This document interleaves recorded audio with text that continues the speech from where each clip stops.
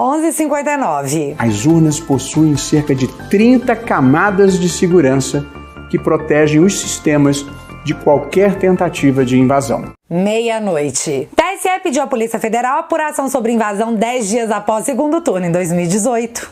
E aí, meus amigos?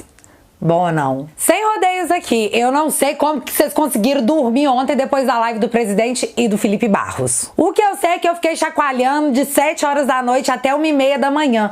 E eu juro pra vocês que eu queria gravar um vídeo de madrugada pra poder soltar hoje bem cedinho, porque eu tava quase que sufocando. Mas aí eu lembrei que o dono do Brasil é o STF, que tem um inquérito pra chamar de seu. E nele, eles colocam quem eles querem. Ou seja, meu traseiro deveria ser preservado por mim mesma. Portanto, eu achei melhor esperar, conversar com os povos que entendem, pra ter certeza e trazer pra vocês exatamente o que foi que aconteceu. E é isso que eu vou fazer hoje nesse vídeo. O que foi que aconteceu? Mas eu vou um tiquinho além, eu vou trazer pra vocês a vida do protagonista do fato exposto, porque todas as histórias começam pelo Era Uma Vez. Seu Barroso, iluminado, magnânimo, pode entrar, meu filho. Esse vídeo é pra você. É sobre você. Eu sei, amigos, todo mundo aí sentiu por um momento um banho de água fria em meio ao inverno do gelocida. Mas deixa eu te falar um negócio. Vem cá mais pertinho. Levanta a cabeça, princesa, senão a coroa cai. Num jogo de truco, se você tá com zap e espadilha, quando seu adversário pede 6, você não encarna o cão arrependido e vai assistir Chaves? Você levanta, bate a mão na mesa e grita que é 9. Ai, Bárbara, mas baseada em quais vozes da sua cabeça você tá dizendo que nós tá com zap? O povo assim o desejar, porque eu devo lealdade ao povo brasileiro. Uma concentração na Paulista para darmos o último recado para aqueles que ousam açoitar a democracia. E você sabe qual foi a primeira coisa que eu fiz depois de ouvir a frase último recado? Google, pesquisa, quanto é o gasto de gasolina de Belo Horizonte a São Paulo dividido por 5? É, isso aí. Eu também vi muita gente por aí dizendo que lá vem mais uma nota de repúdio. Mas pra quem tava esperando mais uma dessas notas, acabou frustrado. Talvez porque os povos lá da selva não tiveram tempo de redigir mais uma nota, porque eles estavam muito ocupados visitando tropas especializadas em intervenção federal. E aí, como coincidência do universo, porque o universo trabalha muito, a CPI do circo, que tava doida pra convocar o Braga Neto, retirou o requerimento de pauta. Totalmente coisas da vida, nada pra ver aqui, meu filho, circulando. Gente, eu não fui pras ruas e também não chamei vocês pra ir pras ruas pra na primeira vez que alguém batesse o pé pra mim eu sair correndo. Fiote, eu sou brasileira e se tem uma coisa que todo mundo sabe sobre os brasileiros é que a gente não desiste nunca. Todo o poder emana do povo. E esse é o artigo 1º da Constituição. Só após esse artigo, os demais foram escritos. E como nós exercemos esse poder? Através dos parlamentares que nós elegemos. Eles fazem, ou deveriam, fazer as leis que tanto interessam à sociedade. Então eu pergunto, alguém aí votou no Barroso? Barroso, o iluministro que certa vez disse que poder é alternância, mas ele fala isso diretamente da cadeira de um cargo vitalício. E a nossa maravilhosa mídia, fazendo seu papel, fez questão de dizer pra vocês que o Fux, segunda-feira, botou sal no fudoril do presidente. Mas você sabe o que mais Fux Tupetudo disse naquela segunda? A sociedade não espera de magistrados o comportamento que é próprio e típico dos atores políticos. O bom juiz tem como predicados a prudência de ânimos e o silêncio na língua. Pois é, mas sabe quem também não quer ver ministros do STF em atividade político-partidária? A Constituição, que diz ser crime de responsabilidade um ministro exercer atividade político-partidária. E aí a gente volta nas matérias de Alexandre de Moraes e iluministro Barroso reunidos com políticos, fechando questão sobre o voto auditável em uma atividade que compete única e exclusivamente ao Legislativo. Atividade político-partidária. E aí a gente se pergunta, né, quem é que vai investigar isso aí? Rodrigo Pacheco? Ai, Ai, gente, desculpa. Eu sei que eu não tenho nada pra rir aqui, esse negócio é mó sério, sabe? Mas eu faço isso, eu dou risada do nada, mó louca. Mas quando a sociedade não encontra em seus representantes eleitos a efetiva representatividade, o que a gente faz? O que vai acontecer? Quer saber? Então separa o estomazil, fica confortável e bora lá!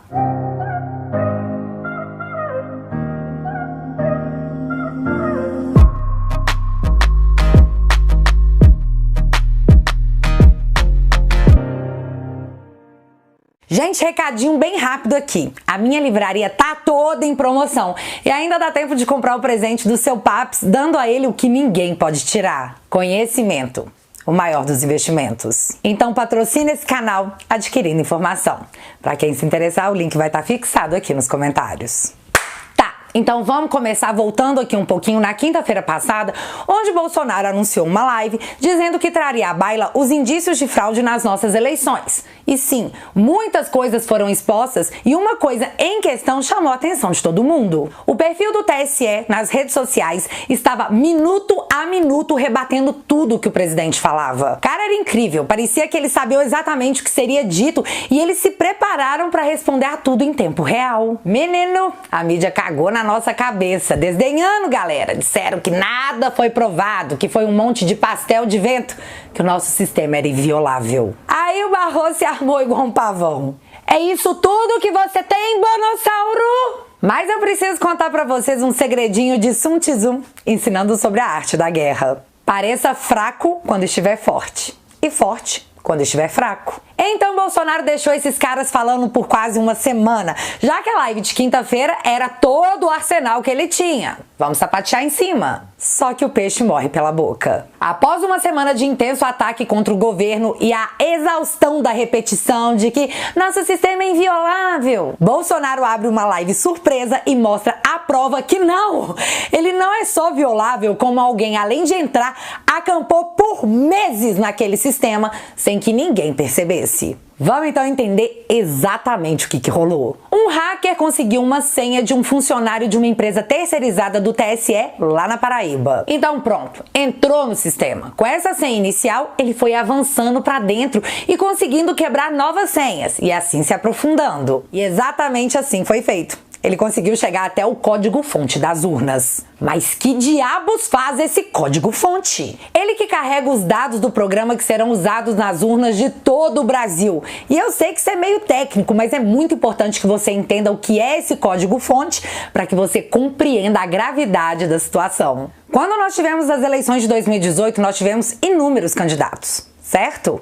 Esses candidatos vão parar dentro das urnas porque alguém fez um programa, colocando lá a carinha e o número de cada candidato e dizendo pra urna assim: ó, quando alguém apertar 17, esse voto vai pro Bolsonaro, 13 vai pro limbo, ops, pro poste, e assim vai, com todos os candidatos. Esse programa é colocado no código-fonte, o grão-mestre de todas as urnas. A partir daquilo que foi colocado nesse código-fonte, a replicação para todas as urnas do Brasil acontece através da distribuição para os TREs locais, os Tribunais Regionais Eleitorais. Então ficou claro até aqui que o código-fonte dita as regras do jogo para as urnas de todo o Brasil? Então beleza. O hacker, em seu acampamento no sistema do TSE, conseguiu chegar até esse código-fonte.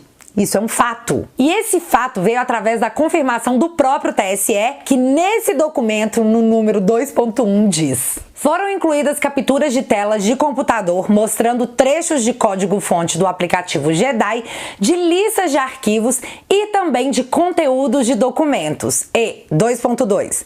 Foram incluídos arquivos presentes na árvore de código-fonte do JEDI. E aí veio a pá de cal, que até quem é leigo entende claramente. Tal conteúdo evidencia o acesso indevido. Acesso indevido é um novo nome bonito para não dizer que foi invadido. Dos seguintes dados: código-fonte completo do JEDI, possivelmente da versão usada nas eleições de 2018. Pronto, para que ninguém tenha dúvida, o próprio TSE diz aí com todas as letras: meu irmão, entraram nos código-fonte usados nas eleições de 2018. Pronto, falei. Mas então vamos à pior parte, porque não foi um super gênio da tecnologia que descobriu essa invasão. Foi o próprio hacker que procurou a Tecmundo e falou: rapaz, vocês não têm noção do que eu fiz e ninguém percebeu. Sim, o TSE só descobriu porque o hacker contou. Aí deve ter sido aquela correria, né? O que tá acontecendo? O que tá acontecendo? Tá todo mundo doido? O que aconteceu? Você dormiu na pia, esteja preso. Não, aí já é demais, né? Prender alguém do TSE, tá mais fácil euzinha aqui deixar o pó de café lá na cafeteira aguardando o Uber Black pelo crime hediondo de fazer esse vídeo. Bom, uma vez que o hacker contou que deu um passa-moleque no TSE, Dona Rosa Weber, em novembro, ouça bem que é importante, em novembro chamou a Polícia Federal e falou: bicho, vocês não acreditam? Os caras invadiram o TSE, tá todo mundo aqui em choque. Porque na minha cabeça foi exatamente assim que aconteceu. Então a Polícia Federal começou as investigações. E uma coisa que vocês precisam entender é que o sistema tem um arquivo que mantém guardadinho todos os lugares em que o tal hacker passou enquanto estava acampado dentro do TSE. Tudo que ele viu, tudo que ele fez, todo o caminho percorrido fica guardado em um arquivo que se chama log. Sabendo disso, a Polícia Federal foi lá e pediu pro TSE esse arquivo log para eles descobrirem e entenderem o que de fato o hacker fez dentro do sistema do TSE. E aí vem o ponto mais cabuloso de tudo isso. O TSE informou que teve um problema no núcleo do supercomputador. Não, brincadeira, quem falou isso foi o Barroso ao justificar as falhas das eleições de 2020. O TSE disse pra Polícia Federal o seguinte: o log? Sim. Vocês estão querendo o log? Isso. Aquele log que vai mostrar tudo que o hacker fez? Sim, esse log. Então, falar a verdade com vocês, porque quem fala a verdade não merece castigo. Nosso sistema deu uma travada aqui, aí a gente mandou para terceirizado para poder consertar o Paranoia. Você acredita que os caras deletaram esse arquivo? Os arquivos que mostravam a atividade do hacker dentro do sistema do TSE durante as eleições de 2018 foram deletados. Mas fiquem todos calmos, o TSE já disse que o hacker só olhou os códigos fontes, porque ele era só um cara curioso. Ele não mexeu em nada não, viu? Fica sussa aí e confia. E como os arquivos que mostrariam se o TSE falava ou não a verdade foram apagados, ou você confia na palavra deles, ou você é um criminoso que quer desacreditar o nosso sistema eleitoral, seu golpista. O TSE, que só descobriu que foi invadido porque o hacker contou, após apagar o rastro do hacker, diz: confia mesmo, amiguinho, nós é bom na segurança.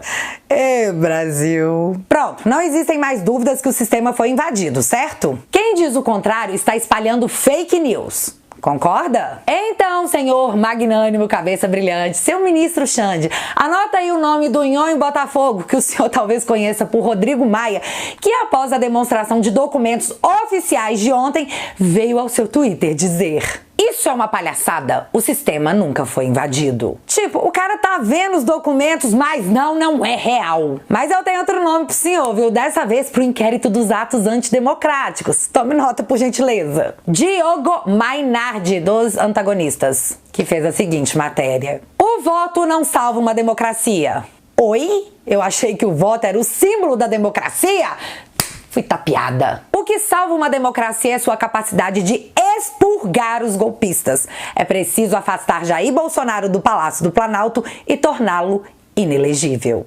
Ah, sim, seu Xande, tá muito na cara a propagação de golpes. O senhor não tá achando, não? Imagina, só pensa se sou eu fazendo um texto desse dizendo que Barroso tem que ser expurgado e afastado do STF. Seu Xande só sabe que no outro dia, lá na minha casa, sabe, aglomera Brasil cheio de polícia, né? E eu sei que você sabe que eu sei que você sabe. Mas um outro ponto interessante sobre o antagonista é que eles fizeram uma matéria, logo após a live, dizendo que a invasão teve um alcance limitado, sendo que o TSE disse que o rapazinho ou a mocinha, não sabemos, praticamente fez xixi em cima do código-fonte. Mais ou menos isso, né? Mas eles também disseram que isso rolou 5 meses antes das eleições e as falhas foram corrigidas pelo TSE. Mas vem cá, como que isso é possível se o TSE só soube da invasão depois que o hacker contou? Tipo, forçaram a barra, seu Xande, tá todo mundo vendo. Tô só te dando toque aí porque nós somos mais que amigos.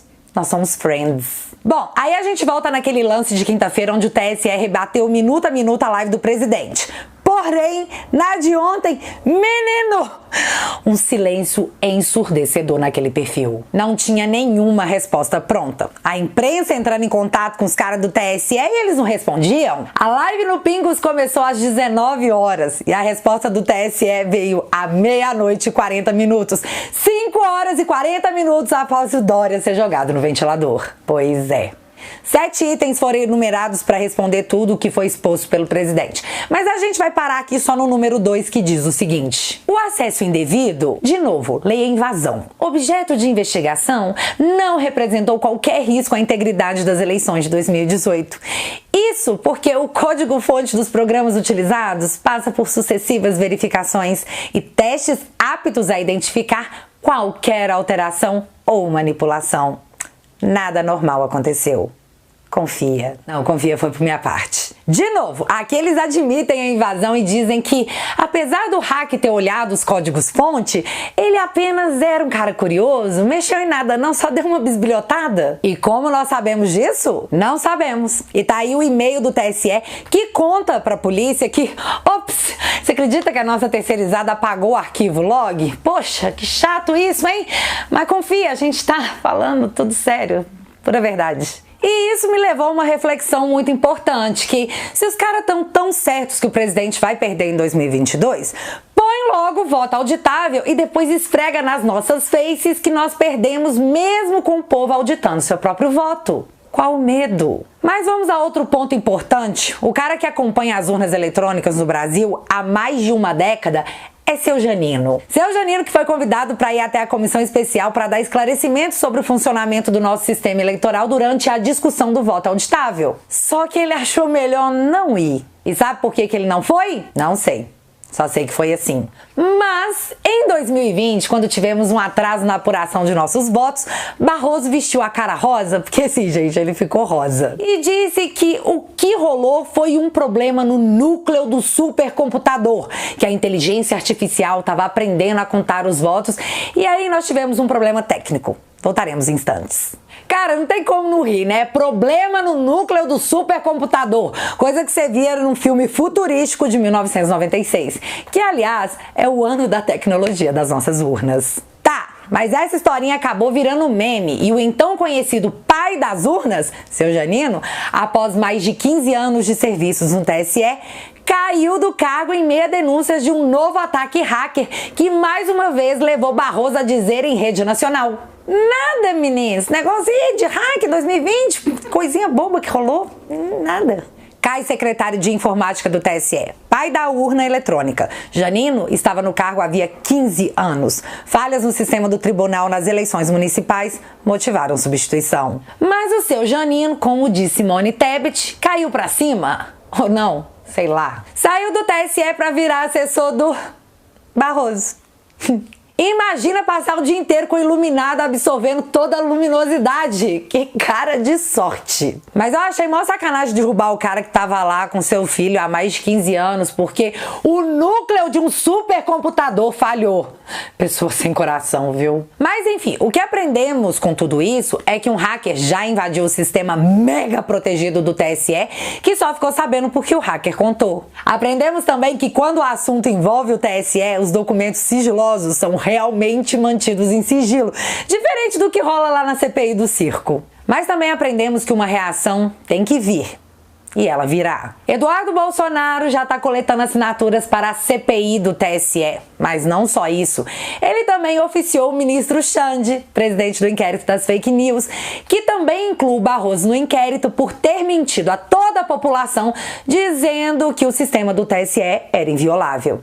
Mas era. E mais, também representou junto à Polícia Federal que Seu Janino tenha seu passaporte retido e incluído no programa de proteção a testemunhas. Vai que, né? E no meio desse turbilhão de coisas acontecendo, muito louco, onde é que tava Barroso, o pavão iluminado de penas graciosas? Tava sumido, viu, fiote? Mas foi só o Bolsonaro fazer um post hoje de manhã contando pra geral que o Barroso soltou o Dirceu, que seu magnânimo iluminado apareceu no Twitter, super contido, super educado, pra dizer que ele só fez isso porque a presidente deu o induto, tipo, eu só segui ordens. Mas a presidente era Dilma, beste de Dirceu, ambos do PT, que o senhor tem simpatia, né, seu Barroso? Afinal, PT e Marx ajudaram na sua formação.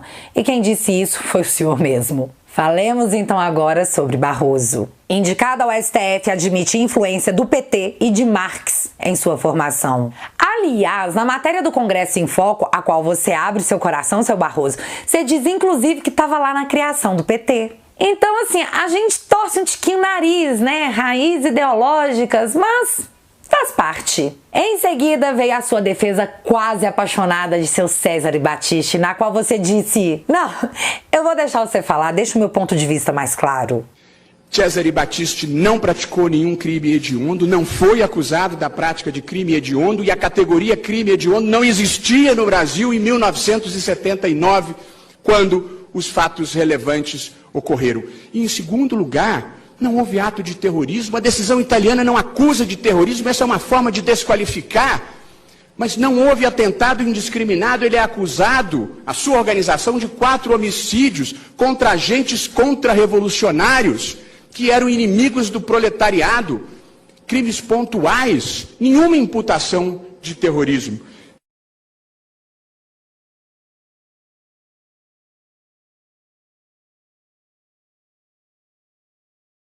Que erro de julgamento, hein, seu iluminado? Mas fica de exemplo pro senhor, os iluminados também erram. Mas aí, na sequência, para surpresa de 0 pessoas, Dilma, do PT, indica o senhor para ser ministro do Supremo. Seu iluminado, Reinaldo Azevedo fez um artigo sobre Vossa Excelência com o seguinte título: Barroso, indicado como porta-voz da agenda vermelha do PT, vira lavajatista quando Lula se dana.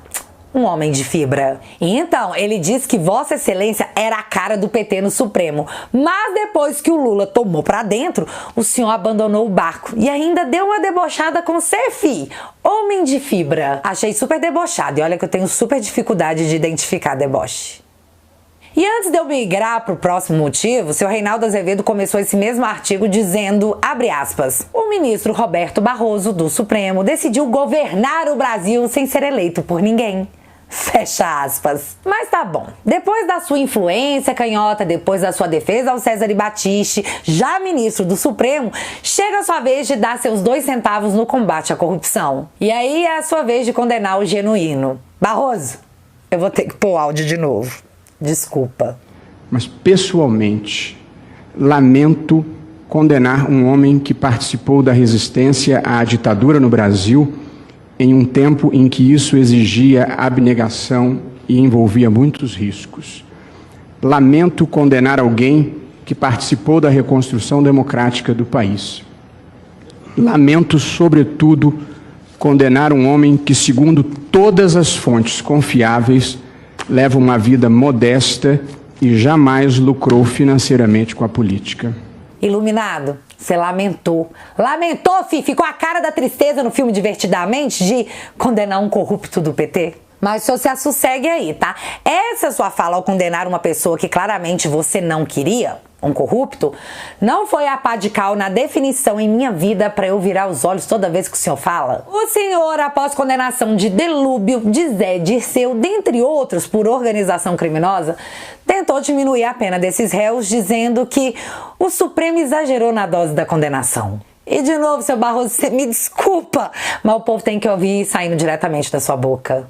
Ainda mais fortes, o mesmo quadro se repete no caso do embargante José Dirceu, condenado, como os anteriores, por corrupção ativa e quadrilha. As circunstâncias judiciais desfavoráveis identificadas no acórdão condenatório, e não as que eu aplicaria ou tenho escolhido, em relação a José Dirceu, foram igualmente em número de 4. A sua pena base em relação ao crime de corrupção ativa foi de 4 anos e 1 mês, significando uma elevação de 21% em relação ao intervalo entre a pena mínima e a pena máxima. Portanto, 21% no tocante à corrupção ativa. No que diz respeito ao crime de quadrilha, a pena base foi fixada em 2 anos e 6 meses, correspondendo a uma majoração de 75% da pena base, em relação ao intervalo entre a pena mínima e a pena máxima. Nesse caso, estabeleceu-se como pena base quase o limite de pena máxima, antes mesmo de se apreciar a incidência de qualquer agravante ou causa de aumento. E essa desproporção, a meu ver, se repete em relação a todos os demais embargantes. Eu tenho aqui José Roberto Salgado, 18% e depois 63%, Cátia Rabelo, números semelhantes. Joaquim Barbosa até tentou contar pro senhor que desde aquela época o senhor estava fazendo discurso político. Está se encaminhando Eu respeito a para opinião de Vossa ocorrer Excelência. com a contribuição de Vossa Excelência. Eu respeito a É opinião fácil de fazer discurso político, ministro Barroso, e ao mesmo tempo contribuir para aquilo que se quer combater. É muito simples dizer que o sistema político brasileiro é corrupto, que a corrupção está na base do funcionamento de quase todas as instituições, E quando se tem a oportunidade de usar o sistema jurídico para coibir essas nodas, se parte para a consolidação daquilo que se aponta como destoante. Eu entendo e respeito a posição. Quer dizer, Seu Barroso, entenda, você queria convencer o tribunal a diminuir as penas, porque aí o crime de quadrilha do povo do mensalão teria entrado em prescrição e não teria punição pra galera. Sim, era o que você queria. Minha visão, sem a exacerbação seletiva que apontei acima, as penas por quadrilha já estariam todas prescritas e, consequentemente, teria sido extinta a punibilidade em relação a elas. Tá, mas aí a gente começa a saga do Zé Dirceu, onde em 2014, após cumprir menos de 1 ano de prisão, o senhor autorizou seu Dirceu a cumprir o restante da pena em casa. Olha que pessoa boa. Em 2016, o senhor, depois da Dilma, que por sinal foi a presidente que te nomeou, ter dado o indulto, lembrando que a Dilma e Dirceu eram sim companheiros, o senhor foi lá e deu a ele o perdão da sua pena. O que nos levou àquela cena clássica do seu arranca-rabo com Gilmar Mendes, que foi lindo. E ali naquele momento eu tava muito... Briguem! Vossa Excelência, quando chegou aqui, soltou Zé Dirceu. Porque recebeu indulto do presidente da República. Não. Vossa Excelência julgou os embargos infringentes. Absoluta. E aí a gente faz aqui um pequeno paradoxo, onde em 2021 quem fala contra o Supremo de qualquer modo acaba com um esteja preso ou esteja processado no inquérito que o próprio Supremo abriu de ofício. Mas você sabe quem foi que começou com essa modinha de falar que ministro do Supremo tem tudo catar coquinho? Seu Barroso, você vai ficar em choque. Zé Dirceu. O ano era 2018. Dirceu afirma que é preciso acabar com os poderes do Supremo e ainda diz que, inclusive, teria que mudar logo o nome. Abre aspas. Não sei por que chamam de Supremo. Deveria ser Corte Constitucional. Fecha aspas. Naquela época não tinha um negócio de abrir inquérito de ofício para investigar ataques às instituições, né? Essa moda só pegou depois que nós elegemos um governo conservador. O que me leva a crer, minha pessoa, que na verdade de tudo... Minha verdade, o problema no Brasil é ser conservador. Esse é o crime. Aliás, o senhor quis tanto dar uma alfinetada no povo conservador que chegou a dizer que a Venezuela era uma ditadura de direita. O senhor lembra? Me dirá, mas você acha que a Venezuela é conservadora? Certamente eu acho, desde o tempo de Chávez. Para mim, aquilo sempre foi uma tirania de direita com um discurso disfarçado. Te confesso que eu fiquei com pena do senhor naquela época, porque todo mundo zoou Vossa Excelência. Tadinho do Barroso. Mas o fato crucial que me levou a crer mesmo que o problema no Brasil é ser conservador foi a sua própria fala, Vossa Magnitude. Vê se você lembra disso aqui. Às vezes a gente ganha, às vezes a gente perde. Portanto, não é o conservadorismo o problema, por mais que incomode a muitos de nós. O conservadorismo, então, incomoda muitos de vocês? Muitos de vocês quem? Outra coisa que eu confesso me deixou louca da vida com Vossa Excelência é que o senhor escreveu um livro. E nesse livro você disse que 2 ministros do Supremo mudaram de ideia sobre a prisão após segunda instância, após sofrer a impressão de pessoas que queriam que as coisas continuassem como sempre foram. Aí eu te pergunto, seu Barroso, e é uma pergunta, não uma acusação. Saber de pressões externas e indevidas em processos tão sérios que mudam a vida de toda uma nação em pessoas que deveriam ser isentas e não denunciar tais interferências, não é prevaricação? Desculpa aí se eu tô errada, viu, seu Barroso, mas eu não manjo dos juridiquês como Vossa Excelência.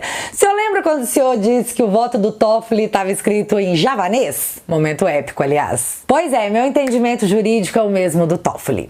Javanês. E para encerrar, o senhor tende a confiar em pessoas não confiáveis, o que me leva a concluir que o seu julgamento pode ser falho. O senhor foi curado pelo João de Deus. Viva a ciência. Viva!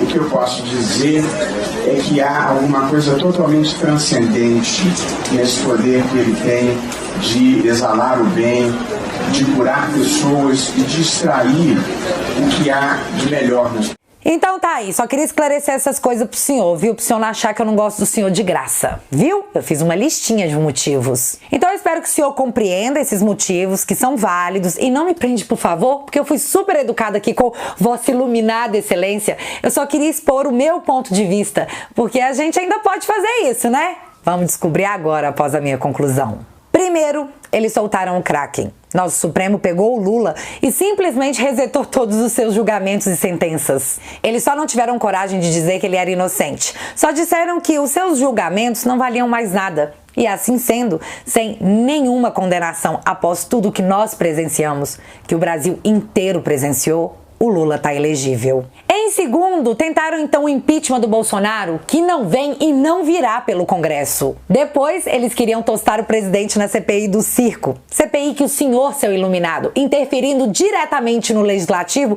obrigou a ser aberta. Olha que coisa. Mas o que ninguém contava é que a própria CPI se tosta sozinha. A CPI se tosta sozinha e o relator da CPI produz provas. Bom, foi o que ele disse, né? Verdade? Com que autoridade Vossa Excelência levanta isso? Não, eu estou dizendo que o internauta só pode ser o Cristiano, porque nenhum dos dois... Não, o internauta lembrou que o Cristiano... Agora é o que interessa. A defesa... Eu sou o relator da Comissão Parlamentar de Inquérito. Eu posso produzir a prova.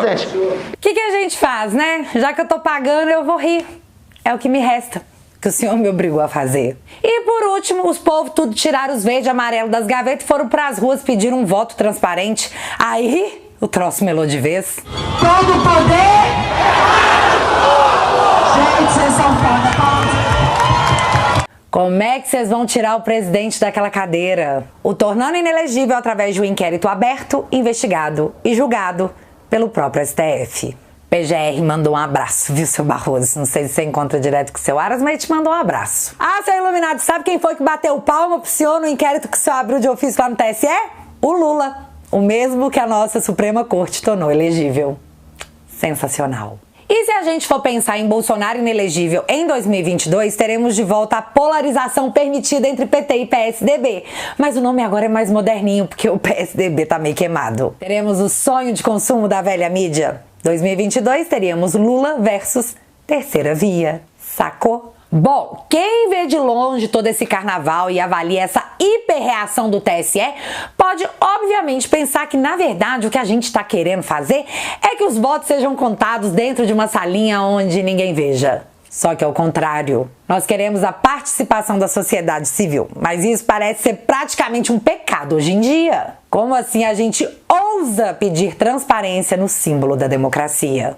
Como ousamos? E agora, a pedido de Vossa Excelência, Bolsonaro tá no inquérito das fake news do seu Xande.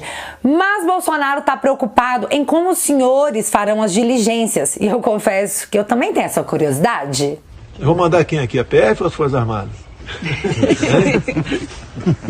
Baseado no quê?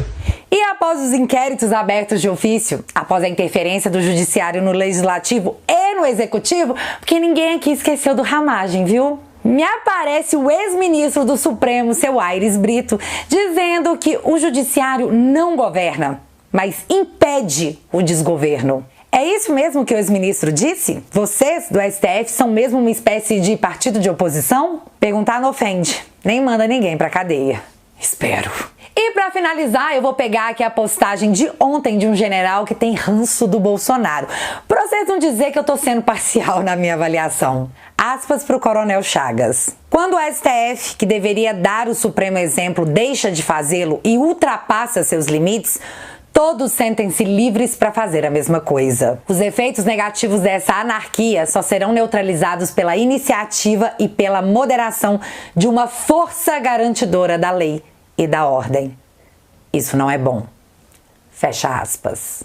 E assim, com essa fala, eu encerro perguntando para você: como é que você acha que essa disputa vai acabar? Façam suas apostas e me contem aqui nos comentários que eu quero saber. Se você não é inscrito aqui nesse canal, meu amigo, se inscreve e deixa seu like, porque você já sabe, acontecendo alguma coisa de relevante ou irrelevante, a gente volta. Beijos, galera. Fui!